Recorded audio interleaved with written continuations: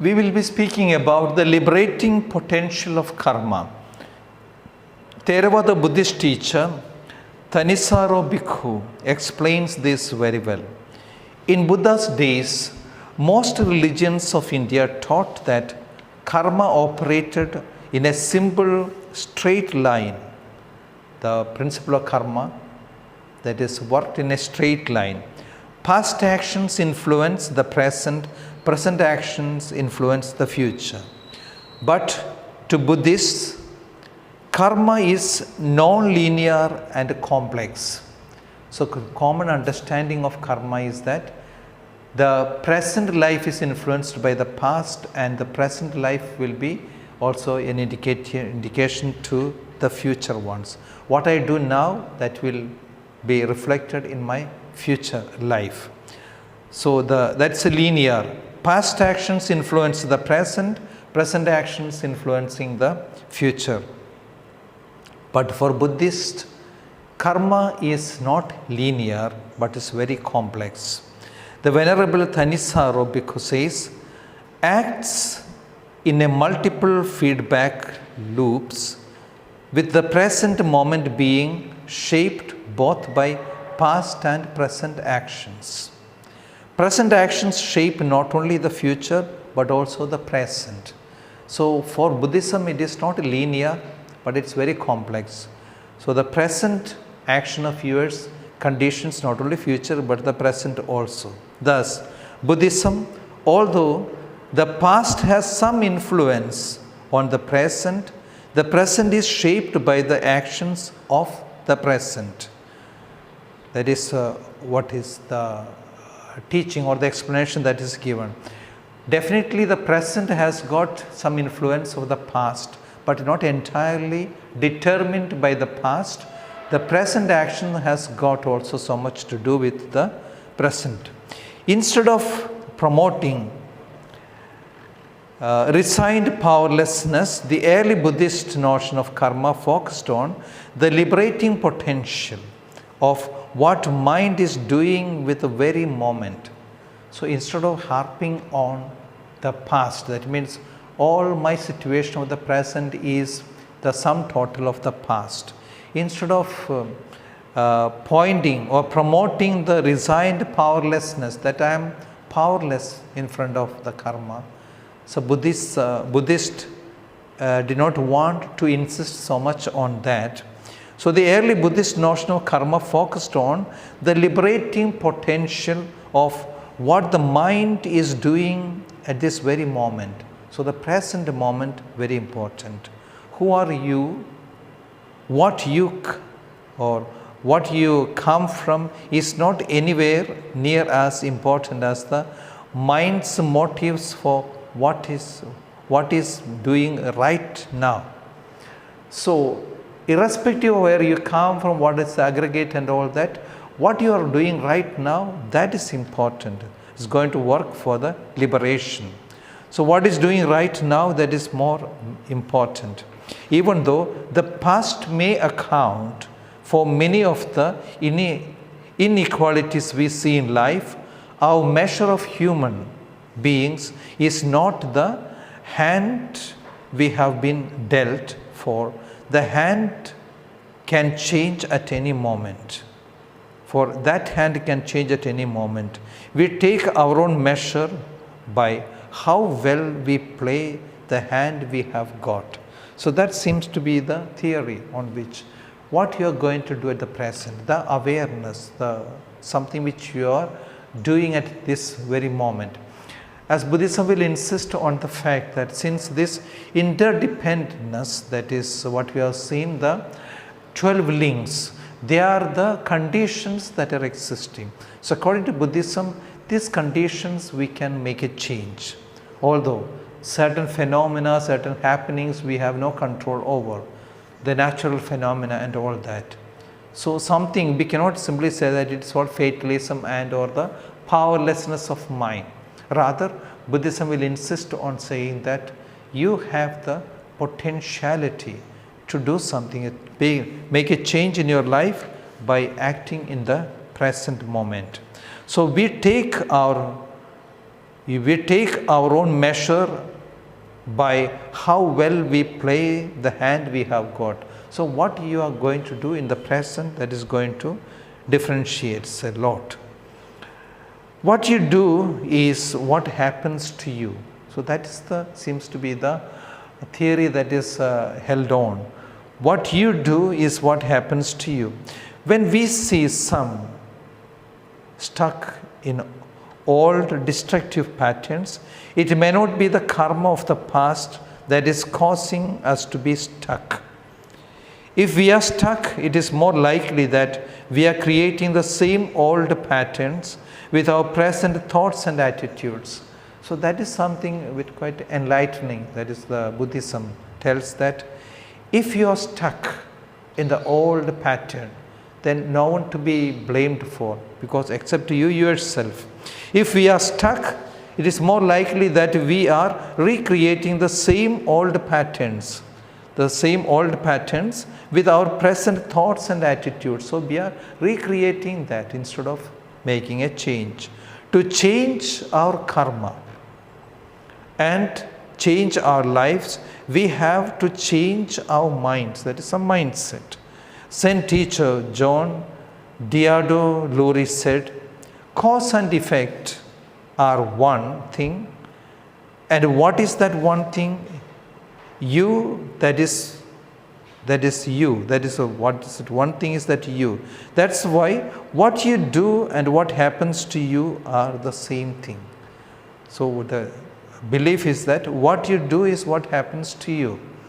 So Buddhism would very much insist on the time at hand, the time in which you are. If there is to be a change, that should happen here. Certainly, karma of the past impacts your present life, but change is always possible. That is the belief.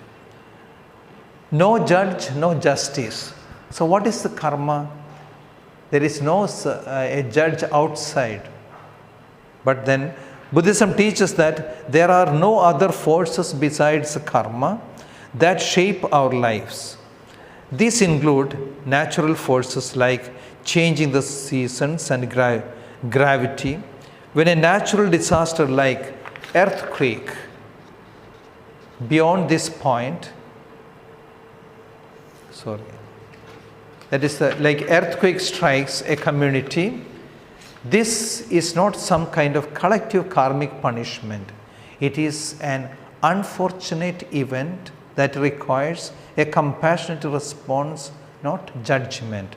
So a natural calamity is nothing to be done with regard to the karma as such. That when it strikes a community, a natural calamity, this is not some kind of collective karmic punishment. It is an unfortunate event that requires a compassionate response and not judgment. Some people have a hard time understanding karma is created by our own actions. They want to believe that some kind of mysterious cosmic force out there somewhere, directing karma, rewarding good people and punishing the bad people. Some religions may teach that, but not Buddhism. Buddhist scholar Valloppa Rao said, the theory of karma should not be confused with the so-called moral justice or reward and punishment. So this is not to be understood as that somewhere that is directed by someone else as such. It is not. The idea of moral justice or reward and punishment arises out of the conception of a supreme being, a God, who sits in judgment, who is lawgiver and who decides what is right and what is wrong. The term justice is ambiguous and dangerous, and in its name, more harm than good is done to humanity. The theory of karma is the theory of cause and effect, of action and reaction.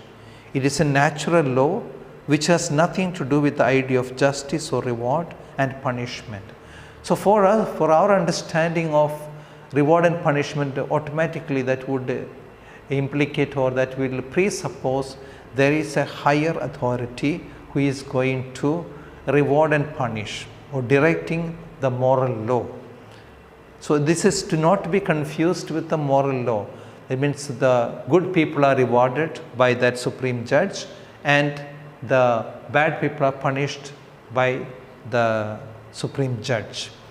So this is nothing of that. This is your action produces the fruit. So depending on that, that is the judgment and that is the judge him itself and not an outside factor. The good and the bad and the karma.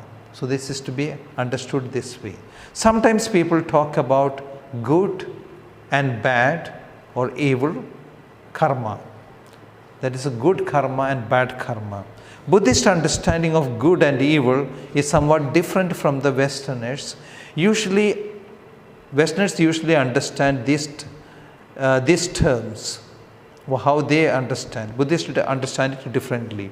To see the Buddhist perspective, it is useful to substitute these words wholesome and unwholesome for good and evil. So good is wholesome and evil is unwholesome. Wholesome actions spring from selfless compassion, loving kindness and wisdom. Unwholesome actions spring from the greed, hate and ignorance. So remember, Buddhism is an altruistic religion that goes out, that is more of compassion, mercy and all those aspects are involved there. So therefore, the good and bad karma as normally understood and the Buddhist understanding of the good and the evil is somewhat different. Normally what we understand is that which understand by that is to a good thing is good, which is rewarded, that means it's rewarded and evil is punished. So we see in terms of reward and punishment. But for the Buddhist, the perspective is little different.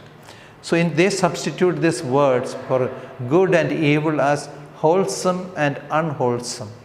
Wholesome actions are born out of, that is spring from the selfless compassion, loving kindness and wisdom. Unwholesome actions spring from greed, hate and ignorance. So that is the difference, or the terminology differs here. Now what is rebirth according to Buddhism? Very basically, when the effects of karma continues across lifetimes, it causes rebirth. But in light of the doctrine of no self, what exactly is reborn? So that is the question here. If there is no permanent self or abiding self, what is going to be reborn? What is rebirth? The classical Hindu understanding of reincarnation is that a soul or Atman is reborn many times. But the Buddha taught that doctrine of anatman, or no soul or no self. The various schools of Buddhism approach this question in somewhat different ways. One way to explain rebirth is to think the whole existence as a big ocean. An individual is a phenomenon of existence in the same way as the wave is a phenomenon in the ocean. As a wave begins, moves across the surface of the water, then dissipates. While it exists, a wave is distinct from the ocean and yet is never separate from the ocean. The same way, that which is reborn is not the same person, yet not separate from the same person. So the whole existence is visualized as a huge ocean of beings. And just like when a wave appears in the ocean, it is distinct from the ocean. It moves towards the shores and then dissipates. So there is a time when it is distinct. At the same time, it is not totally separate from the ocean. It is one with it. Same way, what is rebirth? It is not as seen what most of the classical Hindu understanding of the reincarnation is that there is a soul or Atman that is continuing. That is an abiding self which is born number of times. But Buddhist understanding of the rebirth is quite different. But Buddha taught the doctrine of an Atman or no soul. The various schools reinterpret or interpret this in a different way. One way to understand the rebirth is to think of all existence as a huge ocean. An individual is a phenomenon of existence in the same way as a wave is a phenomena in the ocean. So wave, when it appears, it is distinct from the ocean. The whole ocean is not that one wave. But as it appears, it looks different from the ocean. It moves towards the shores and then disappears. But at the same time, it is not fully cut off from the ocean. It is within very much the ocean. So that way, they also explain the law of dependent origination. Everything that comes into effect, it is the cause and effect. A number of causes, conditions are present, therefore the phenomena appears in the world. So they speak more of the interdependence of the phenomena than independent existence of a phenomena. So for the individual self as such, what Buddha will teach is that it is no self, anatman or anatha. There is nothing that is which is permanent, abiding unit or totally independent or absolute independent self as such does not exist in Buddhism. That is, so his main theory is that of the anatman or no self at all. So this in nutshell that with which we close the chapter on Buddhism. So Buddhism we have seen in nutshell how it originated and what are the main aspects. When the moment we hear about Buddhism, Gautama Buddha, then we think of the man who began to or gave his life to grasp why there is suffering in the world. And he sat in meditation, sought or undertook different ways in order to grasp or find the reason for suffering or why there is sorrow in the world. And he came out with the answer of the Four Noble Truths and the Ashtanga Marga. And after his death, there was a division in Buddhism, the two schools, that is of the Theravada school of Buddhism and the Mahayana school of Buddhism, and which the divergent opinion basing their understanding on, especially the end goal.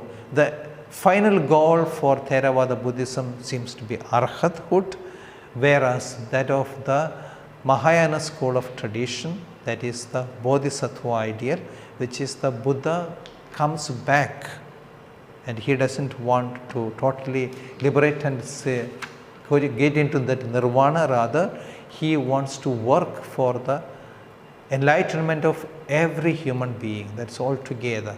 And the example that is given or the simile that is drawn is that the whole existence is a huge ocean wherein individual is only a phenomena, not completely independent but belonging or interdependent.